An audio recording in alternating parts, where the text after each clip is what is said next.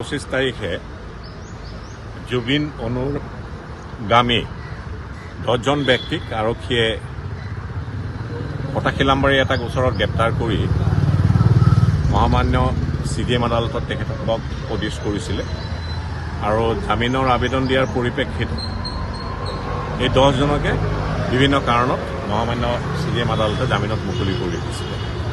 এই 10জনৰ ভিতৰত অজয় ফুকনো তেখেতৰ নামটো সন্নিৱিষ্ট হৈ আছিলে।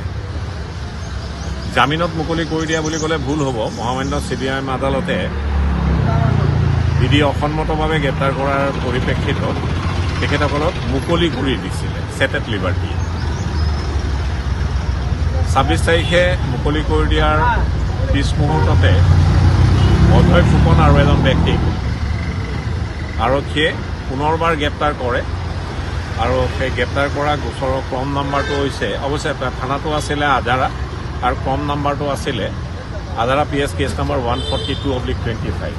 এই গোচৰটো কিন্তু ফটাখিলামবাৰী গোচৰৰ আগতে ৰেজিষ্টাৰ হোৱা।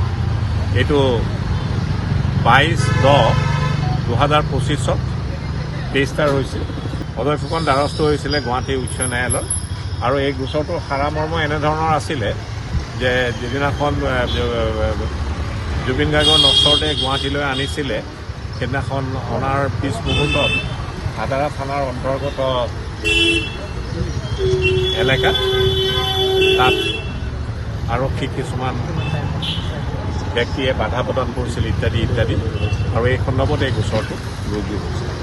আজি গুৱাহাটী উচ্চ ন্যায়ালয়ত এই গোচৰটোৰ শুনানি হয় আৰু শুনানি কালত আমি আদালতক অৱগত কৰোঁ যে যিহেতু প্ৰথম গোচৰটোত অজয় ফুকনক মুকলি কৰি দিছিলে জামিনত নহয়, কিবা চেটেড লিবাৰ্টি, বিভিন্ন কাৰণত মহামান্য CDM আদালতে 26 তাৰিখে আৰু মুকলি হোৱাৰ পিছ মুহূৰ্ততে বিধি অসন্মতভাৱে আৰক্ষীয়ে তেওঁক এই আজাৰা থানাৰ গোচৰটোত গ্ৰেপ্তাৰ কৰিছিলে আৰু এই সন্দৰ্ভত আমি সুপ্ৰিম কোৰ্টৰ 1983তে লিপিবদ্ধ আকাৰত থকা এটা অথৰিটি প্লেচ কৰিছিলোঁ আৰু অথৰিটিটোৰ নাম আছিলে Uday Chand versus Sheikh Mohammad Abdullah chief minister JNK। সেই গোচৰটোত লিপিবদ্ধ আকাৰত সুপ্ৰিম কোৰ্টে নিৰ্দেশনা জাৰি কৰিছিলে যে এটা গোচৰত জামিনত মুকলি হৈ গ'লে আদালতত অৱগত নকৰাকৈ পিছ মুহূৰ্তত যদি আন কোনো গোচৰত পেণ্ডিং গোচৰত গ্ৰেপ্তাৰ কৰে সেইটো নীতি বহিৰ্ভূত।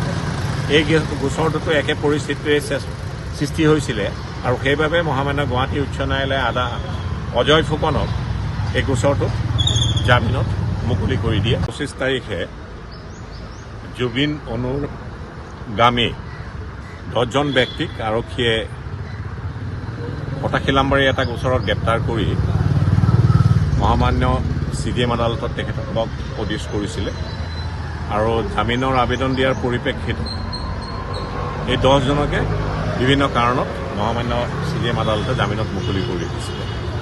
এই 10জনৰ ভিতৰত অজয় ফুকনো তেখেতৰ নামটো সন্নিৱিষ্ট হৈ আছিলে। জামিনত মুকলি কৰি দিয়া বুলি ক'লে ভুল হ'ব। মহামান্য CDM আদালতে বিধি অসন্মতভাৱে গ্ৰেপ্তাৰ কৰাৰ পৰিপ্ৰেক্ষিতত তেখেতসকলক মুকলি কৰি দিছিলে চেটেড লিবাৰ্টি। 26 তাৰিখে মুকলি কৰি দিয়াৰ পিছ মুহূৰ্ততে অজয় ফুকন আৰু এজন ব্যক্তিক আৰক্ষীয়ে পুনৰবাৰ গ্ৰেপ্তাৰ কৰে আৰু সেই গ্ৰেপ্তাৰ কৰা গোচৰৰ ক্ৰম নাম্বাৰটো হৈছে অৱশ্যে থানাটো আছিলে আজাৰা আৰু ক্ৰম নাম্বাৰটো আছিলে আজাৰা PS কেছ নম্বৰ 142/25। এই গোচৰটো কিন্তু ফটাখিলামবাৰী গোচৰৰ আগতে ৰেজিষ্টাৰ হোৱা। এইটো 22/10/2025 ৰেজিষ্টাৰ হৈছিল। অজয় ফুকন দ্বাৰস্থ হৈছিলে গুৱাহাটী উচ্চ ন্যায়ালয়ত আৰু এই গোচৰটোৰ সাৰামৰ্ম এনেধৰণৰ আছিলে যে যিদিনাখন জুবিন গাৰ্গৰ নশ্বৰতে গুৱাহাটীলৈ আনিছিলে সেইদিনাখন অনাৰ পিছ মুহূৰ্তত আজাৰা থানাৰ অন্তৰ্গত এলেকাত তাত আৰক্ষী কিছুমান ব্যক্তিয়ে বাধা প্ৰদান কৰিছিল ইত্যাদি ইত্যাদি আৰু এই সন্দৰ্ভত এই গোচৰটো ৰুজু হৈছিল।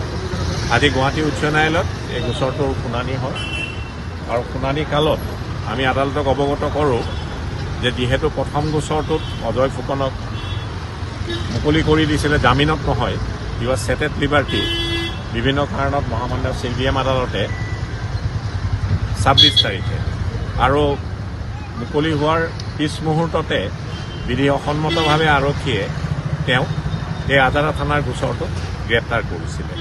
আৰু এই সন্দৰ্ভত আমি সুপ্ৰিম কোৰ্টৰ 1983তে লিপিবদ্ধ আকাৰত থকা এটা অথৰিটি প্লেচ কৰিছিলোঁ আৰু অথৰিটিটোৰ নাম আছিলে Uday Chand versus Sheikh Mohammad Abdullah, chief minister JNK।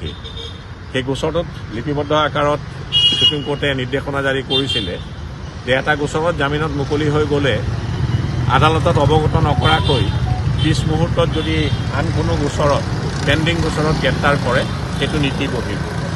এই গোচৰটোতো একে পৰিস্থিতিৰে সৃষ্টি হৈছিলে আৰু সেইবাবে মহামান্য গুৱাহাটী উচ্চ ন্যায়ালয়ে অজয় ফুকনক এই গোচৰটোত জামিনত মুকলি কৰি দিয়ে।